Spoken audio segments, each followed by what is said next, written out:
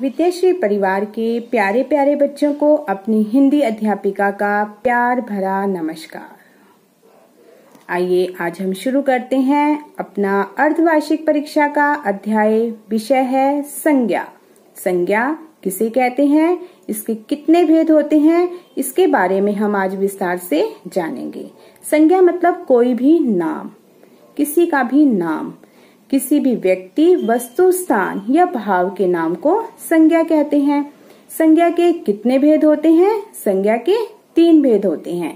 पहला व्यक्तिवाचक संज्ञा, दूसरा जातिवाचक संज्ञा और तीसरा है भाववाचक संज्ञा। संज्ञा मतलब नाम। किसी भी व्यक्ति, वस्तु आदि की पहचान उसके नाम से होती है। सोचो, यदि संसार में किसी का नाम नहीं होता तो क्या होता, उसकी पहचान कैसे होती? तो संज्ञा की क्या परिभाषा है? किसी व्यक्ति, वस्तु, स्थान या भाव के नाम को संज्ञा कहते हैं।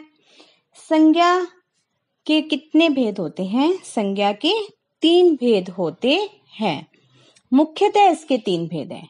पहला है व्यक्तिवाचक संज्ञा, दूसरा जातिवाचक संज्ञा, तीसरा है भाववाचक संज्ञा। व्यक्तिवाचक संज्ञा क्या है? व्यक्तिवाचक संज्ञा, पहले इसकी परिभाषा देखें।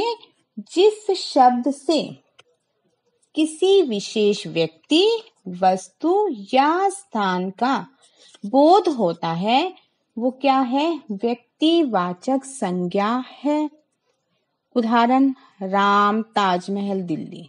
इसको आगे विस्तार से समझते हैं एक बार। जैसे मैंने एक वाक्य बोला कि लड़का पढ़ रहा है। लड़का पढ़ रहा है में आपको ये नहीं पता लगा कि लड़का कौन सा लड़का पढ़ रहा है। अगर मैंने बोला कि राम पढ़ रहा है तो मैंने यहाँ पर विशेष किसी लड़के के बारे में, विशेष व्यक्ति के बारे में बोल दिया है कि राम पढ़ रहा है। ये विशेष व्यक्ति ही क्या है? किसी विशेष का हमने जो नाम ले दिया है, यही क्या है? व्यक्तिवाचक संज्ञा है। दूसरा देखिए वाक्य, मैंने बोला मैंने कल एक इमारत देखी। इमारत, कौन सी इमारत देखी? इमारत तो बहुत सारी हैं, मैंने किसी विशेष का नाम नहीं लिया। जब मैं ये कहती हूँ मैंने कल ताजमहल देखा, लाल किला देखा, तो मैंने किसी विशेष के बारे में बात कर दी यहाँ पर कि ताजमहल, लाल किला। तो ये विशेष क्या है? इस वाक्य में अगर आपको ये बोला जाए मैंने कल लाल किला देखा, इसमें कौन सी संज्ञा है? तो आपको अगर व्यक्तिवाचक संज्ञा का पता चला कि क्या होती है तो आप झट से बता दोगे कि लाल किला क्या है? व्यक्तिवाचक संज्ञा है, क्योंकि किसी विशेष के बारे में यहाँ पर बात हो रही है। तो व्यक्तिवाचक संज्ञा जब किसी विशेष व्यक्ति, वस्तु या स्थान का बोध हो जिस वाक्य में, वो क्या है? व्यक्तिवाचक संज्ञा है।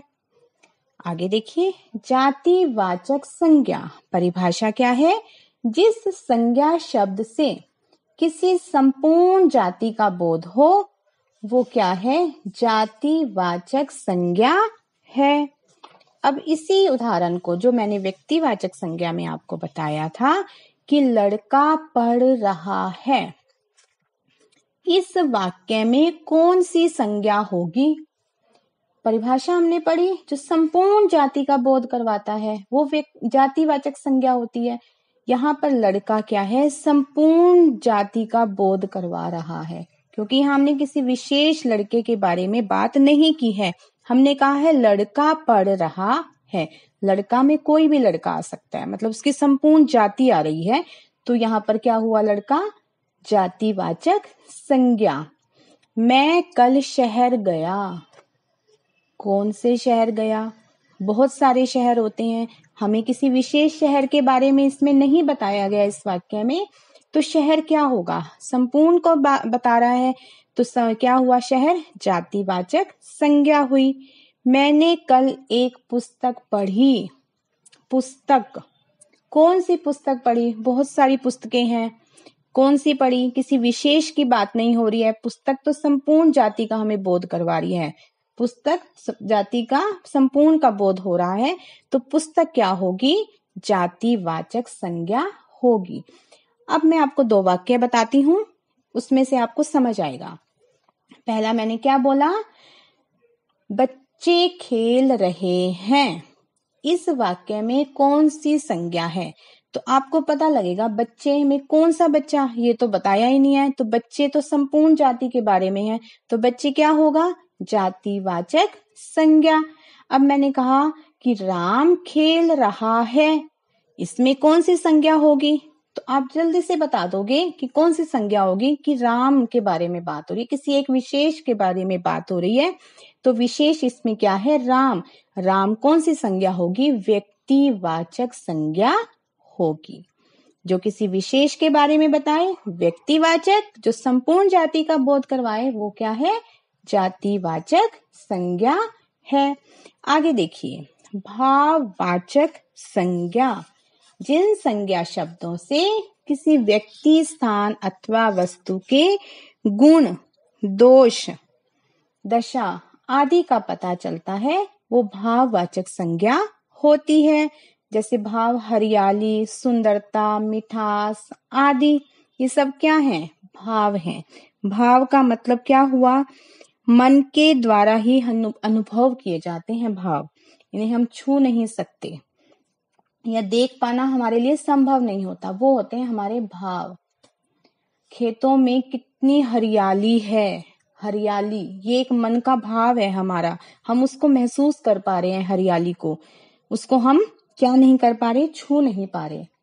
कितनी मिठास है, उसकी बोली में कितनी मिठास है। इस मिठास शब्द को से हमें क्या पता लग रहा है? हमारे भाव प्रकट हो रहे हैं, उस मिठास को हम अनुभव कर पा रहे हैं, देख या छू नहीं पा रहे। मतलब जो मन के भाव हम प्रकट कर पा रहे हैं, महसूस कर पा रहे हैं, वो क्या है? हमारी भाववाचक संज्ञा है।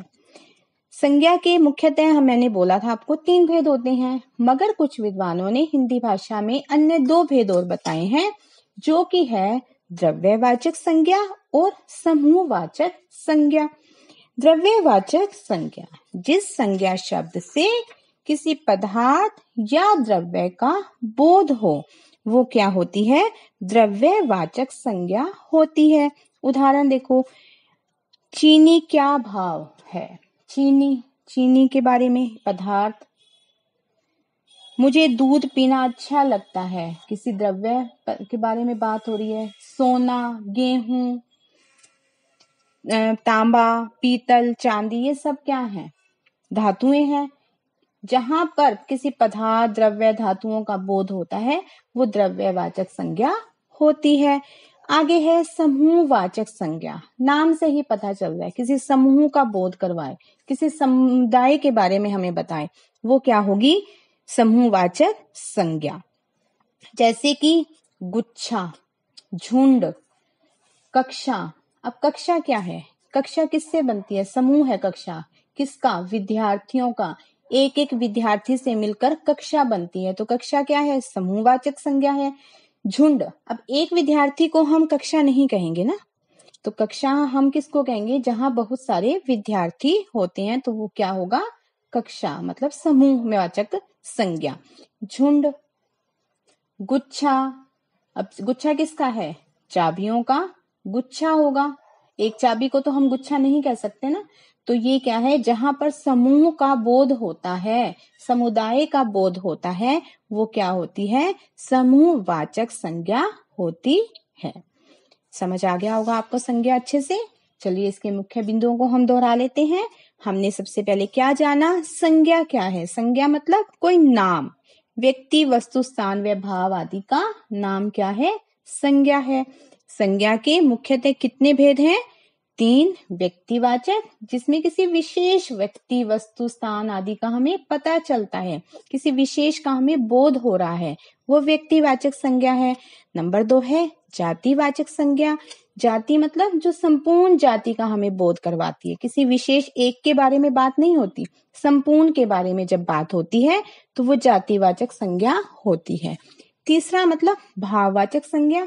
भाव जो अनुभव किए जाते हैं, जिन्हें हम महसूस कर सकते हैं, वो भाववाचक संज्ञा होती है। जैसे मैंने उदाहरण दिया, बचपन, मिठास, सुंदरता, हरियाली, ये सब क्या है? भाव हैं हमारे। तो क्या है ये? भाववाचक संज्ञा। इसके बाद हमने दो और भेद पढ़े थे, जो कि है द्रव्यवाचक संज्ञा और समूहवाचक संज्ञा।